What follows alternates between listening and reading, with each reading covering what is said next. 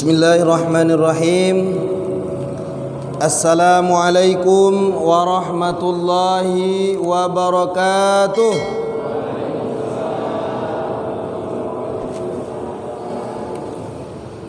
Alhamdulillahi rabbil alamin. Wassalatu wassalamu ala asrafil anbiya'i wal mursalin wa ala alihi wa ashabihi ajma'in. Bersyukur kita kepada Allah Subhanahu wa taala. Alhamdulillah, pada saat ini kita sudah berada di penghujung bulan Sa'ban. Tidak beberapa hari lagi kita akan memasuki bulan suci Ramadan. Ini merupakan anugerah besar yang diberikan Allah Subhanahu wa taala. Tentunya dengan tetap kita bermohon kepada Allah, kiranya kita diberikan kesempatan untuk beribadah di bulan suci Ramadan tahun ini. Amin ya rabbal alamin. Bersalawat kita kepada Rasulullah sallallahu alaihi wasallam dengan ucapan Allahumma salli ala sayyidina Muhammad wa ala alihi wa ashabihi ajma'in. Mudah-mudahan kelak di yaumil kiamah kita mendapatkan syafaatnya. Amin ya Allah ya rabbal alamin. Yang sama-sama kita hormati Bapak Camat Tandun, kemudian seterusnya yang sama-sama kita hormati Datuk Bendaro, kemudian seterusnya yang kami hormati Imam Masjid Ubudiah Tandun, dan seterusnya nenek mama, alim ulama, cerdik pandai, bapak-bapak, ibu-ibu sekalian.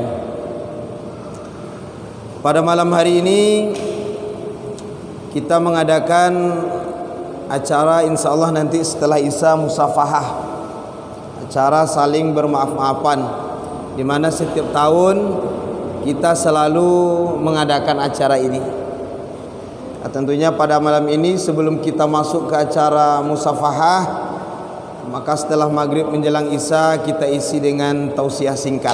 Mudah-mudahan ini menjadi bekal bagi kita untuk menghadapi bulan suci Ramadan pada tahun ini. Kata Rasulullah sallallahu alaihi wasallam, siapa yang merasa senang, siapa yang merasa sukacita, siapa yang merasa bahagia dengan datangnya bulan suci Ramadan, diharamkan tubuhnya disentuh oleh api neraka. Aku bertanya, cik, ibu-ibu lai sonangnya bu masuk bulan suci Ramadan ke? Sonang atau komat? Nyolai lo sebagian orang pak bangki isau masukkan puasa, kan masuk puasa. Pak aku puasa lo golek kan ini. Gawat soalnya kan cuaca le agak panas lu model hanya bangki komak kira kan masuk puasa. Jadi kata Rasulullah, kita harus merasa senang. Kita harus merasa senang, harus merasa gembira dengan datangnya bulan Ramadan. Apa yang membuat kita senang? Apa yang membuat kita gembira dengan datangnya Ramadan? Padahal kalau kita pikir-pikir pak, pengeluaran bertambah banyak tu datang Ramadan ya. Biasa makan lauk ayam sekali seminggu jadilah. Kalau puasa so dah umur dah lah. Paling tak sekali dua hari lah minta selera tu. Biasa makan kolak awak sekali hari minggunya, sekali seminggu. Esok bulan puasa setiap hari nak makan kolak bertambah. Apa yang harus kita senangkan? Lu lah masukkan ayo sok tambah banyak tu kan dipikir. Maka adapun kenapa kita harus merasa senang, harus merasa bahagia dengan datangnya Ramadan? Yang pertama, karena bulan suci Ramadan disediakan oleh Allah Subhanahu wa taala sebagai pembakar dosa-dosa kita. Ramadan akan menjadi sesuatu yang akan menghapus dosa yang pernah kita laksanakan. Tentunya setahun yang lewat paling indah, dari Ramadan tahun potang sampai Ramadan tahun nikah, ala banyak dah pak. Kalau kita konang-konang ala banyak tu. Dosa kita ala banyak, ala menumpuk. Dosa mulut setahun lama. Ala bapa banyak dosa yang kita lakukan dengan mulut kita. Dosa mata. Ala berapa kali mata ko kita melihat sesuatu yang tak diizinkan Allah? Setahun lah mau. Seboleh bulan. Dosa telinga. Ala berapa banyak telinga ko mendengar sesuatu yang tidak diizinkan Allah. Dosa kaki. Tambahlah ibu-ibu dosa membuka aurat dan lain sebagainya. Maka kesempatan kita untuk mendapatkan keampunan Allah Subhanahu wa taala dengan hadirnya bulan suci Ramadan, di mana Allah Subhanahu wa taala bukakan pintu maghfirah, pintu keampunan itu seluas-luasnya. Maka itulah yang membuat kita merasa senang. Alhamdulillah ya Allah. Nyeden ton potang tahun ko ndak kan bersuah je puasa oleh. Alhamdulillah san bersuah je puasa. Ndak kan dan sia-siakan dah ya Allah. Jadi merasa senang kita menyambut bulan suci Ramadan. Bapak Ibu sekalian rahimakumullah. Ramadan itu disediakan Allah Subhanahu wa taala bagi kita.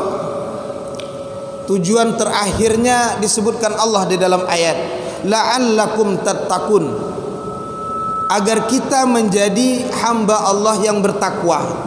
Itu tujuan akhirnya. Kenapa takwa? Karena inilah bekal kita. Sebaik-baik bekal adalah bekal takwa dalam kita menghadap Allah Subhanahu wa taala nantinya.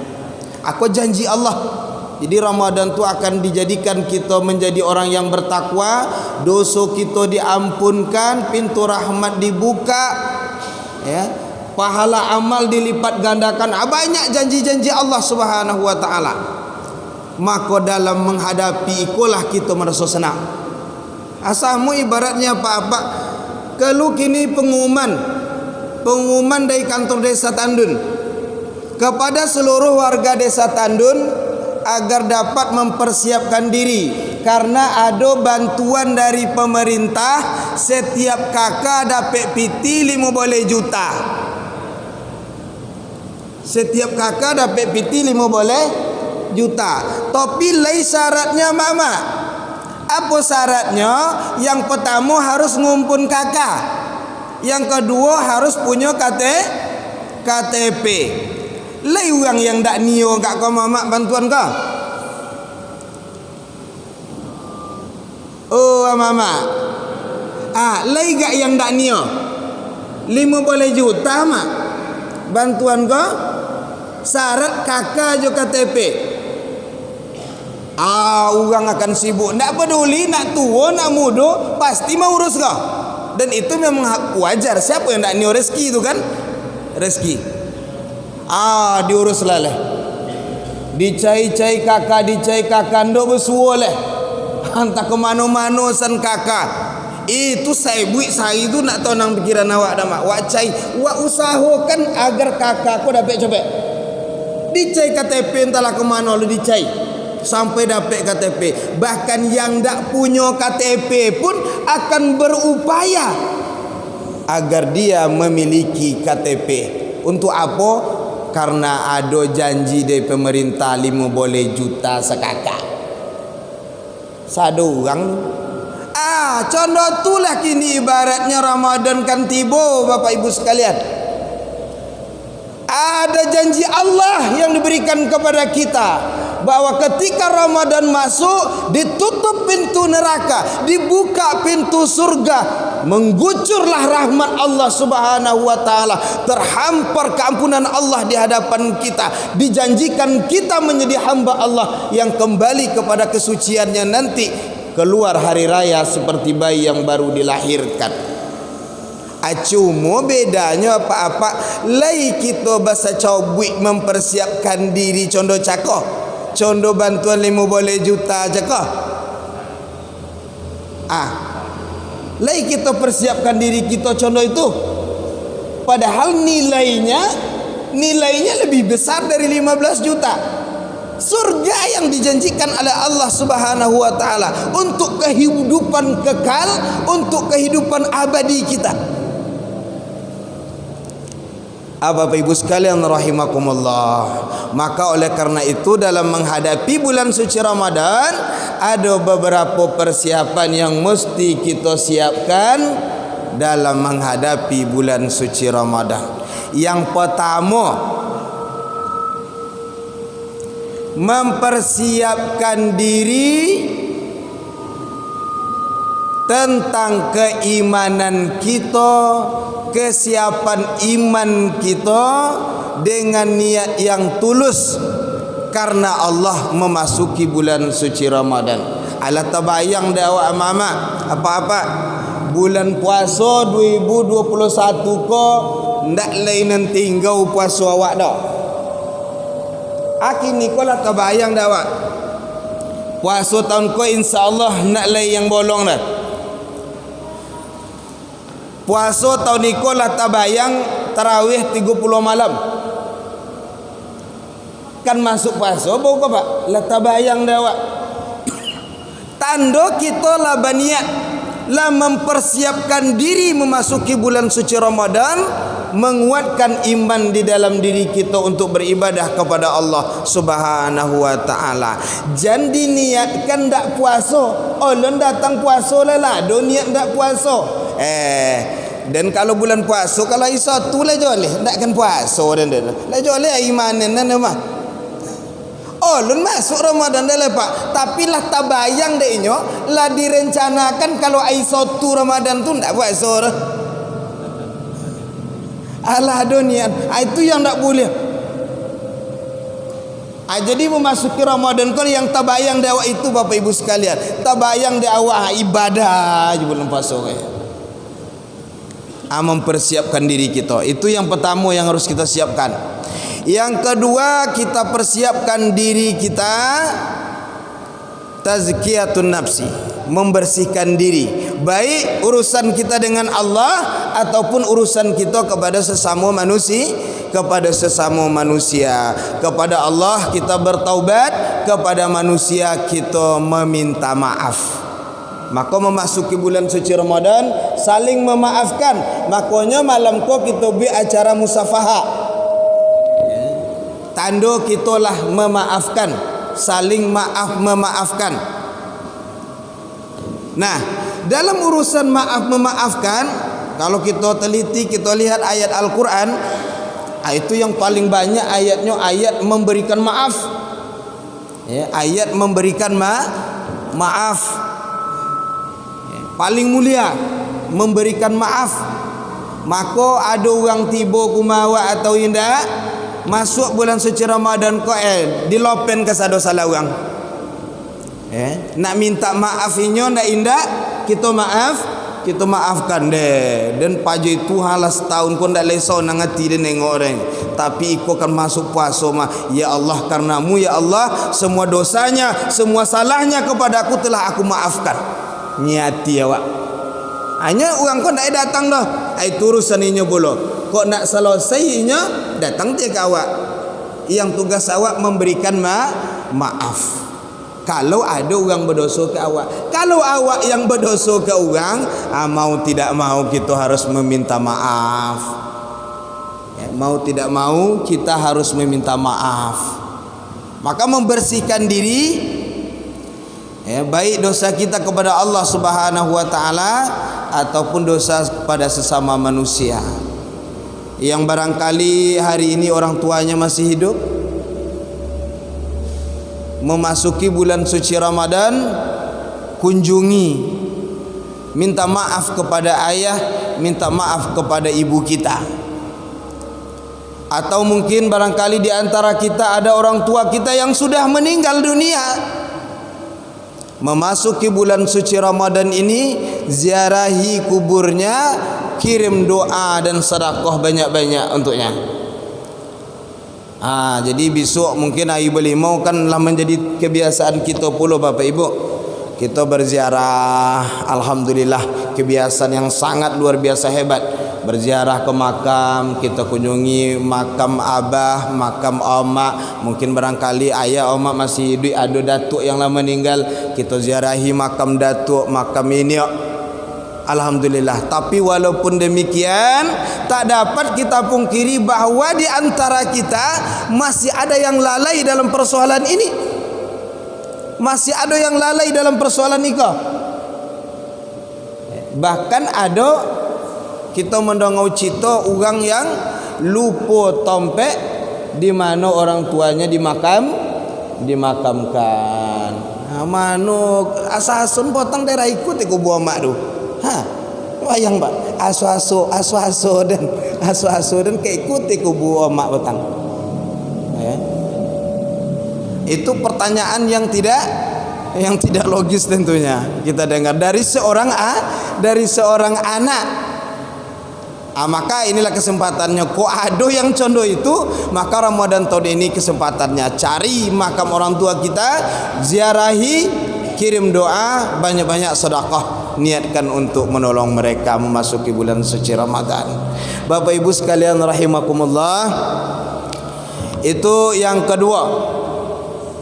Yang ketiga yang harus kita persiapkan adalah mempersiapkan ekonomi. Kenapa penting mempersiapkan ekonomi? Jangan sampai tagada ekonomi ko menjadi penghalang awak beribadah besok. Maka memasuki Ramadan kita harus punya rencana. Kita harus memanage perekonomian kita agar ekonomi lancar, ibadah juga lancar. Kalau biasanya yang menjadi penghalang itu adalah panen, bagaimana caranya biar kita dapat panen tapi puasa jalan? Mungkin upang kau orang pak awak upang kau orang baku orang tepiti lah sawit deh entah berapa kilonya upang lah kau orang bakorban ketek ndak apa doh, insyaallah diganti di Allah Taala berkah bulan suci Ramadan. Mungkin kita upahkan kepada orang-orang yang tidak berpuasa sambil kita menolong memberikan pekerjaan kepada orang sehingga puasa kita selamat. Jadi kita atur perekonomian kita dalam bulan suci Ramadan ini agar masalah ekonomi tidak menjadi penghalang. Sebenarnya ini ndak kuat bono menghalangi tu. Cuma laikan dijadiin alasan kan? Laikan dijadiin alasan. Maka kita atasi itu. Selanjutnya yang harus kita persiapkan memasuki Ramadan adalah ilmu pak. Ilmu tentang puasa. Kalau yang membatalkan puasa apa aja? Secara garis besar kita tentu. Cuma cabang-cabangnya mungkin banyak datang pertanyaan dalam hati awak. Pak Ustaz, kalau gosok gigi bulan puasa bolehnya? Lah tiba ragu. Kalau mandi nyolam bulan puasa bolehnya? Alah tiba ragu awak. Maka menjelang Ramadan kita cari ilmunya. Basalu ahla zikri in kuntum la ta'lamun. Tanya kepada orang yang tentu kalau kamu tidak mengetahui. Kita tanya kepada buya-buya, kita tanya kepada ustaz-ustaz. Jangan kita beribadah dalam keraguan. Ada yang tanya lah, kalau nembak ikan bulan puasa, siapa soalnya? Kan tu kan, yang hobi nembak mungkin nembak ikan bulan puasa. Nak buat minum mananya saatnya nyenyokan. Kok termasuk ayu dalam telinga? Itu perlu diketahui Bapak Ibu sekalian. Itu kan, mandi menyolam masuk ayu dalam telinga atau taguk soaguk. Kata Nabi kalau tidak sengaja tidak batal. Tapi kalau sobabnya dicai-cai pak, itu bisa batal. Sobabnya dicai-cai. Awak mandi dengan hati-hati, masuk je ayu dalam telinga, tak batal dah. Ikon nak mandi tahajud, apa cai-cai namuru, itu bisa batal kau. Lah jole bulan puasa nembak ikan, nampak pawi ada bawa batang dah, akan mengendeng nembak dah pak. mengendang asal you telinga bacai-cai namun bacai-cai itu ndak sengaja namun dah. Maka kita persiapkan pengetahuan kita, ilmu kita dalam ibadah puasa. Apa-apa saja yang bisa merusak ibadah puasa kita. Apa pula yang bisa merusak pahala puasa kita. Karena ini dua hal yang berbeda. Kalau kita makan, yang rusak adalah ibadah puasa. Minum, yang rusak ibadah puasa. Muntah dengan sengaja, yang rusak ibadah puasa. Memasukkan suatu benda ke dalam rongga, yang rusak ibadah puasa. Melakukan hubungan suami istri, yang rusak ibadah puasa. Tapi kalau menggunjing, menyetong buah orang, itu yang rusak pahala puasa. Memfitnah, yang rusak pahala puasa. Baduto, yang rusak pahala puasa. Mengeluarkan ucapan-ucapan kotor, yang rusak pahala puasa. Jadi kalau minum kan tak pernah sobi dia orang nama mama. Alah tak minum, sumbiang puasa awak tak minum dak, tapi batal puasa. Tapi kalau bercokak suami isteri sedang puasa, akan kau dok mendengar kalimat itu. Ndak dok bercokak dah sumbiang puasa awak dia. Tu pahalanya yang rusak.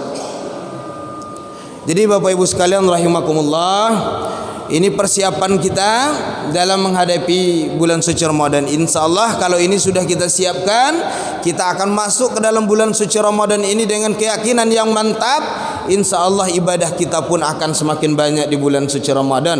Maka kita akan meraih apa yang sudah dijanjikan oleh Allah Subhanahu wa taala. Kata Rasulullah sallallahu alaihi wasallam, "Inna fi jannati baban." Dalam surga tu ada sebuah pintu bab. Yuqalu lahu ar-rayyan. Nama pintu tu ar-rayyan. Nama pintu dalam surga caka salah satunya bernama pintu ar-rayyan. Nah, pintu ar-rayyan ini yadkhulu minhu shaimun. Akan masuk lewat pintu itu orang-orang yang melakukan ibadah puasa. Dengarlah panggilan seruan hari itu. Aina shaimun? Mana orang-orang yang rajin puasa? Masuk siko ke pintu tompek lalu. Pintu yang bernama ar-rayyan tubuh tidak dimasuki oleh selain orang yang berpuasa. Jadi pintu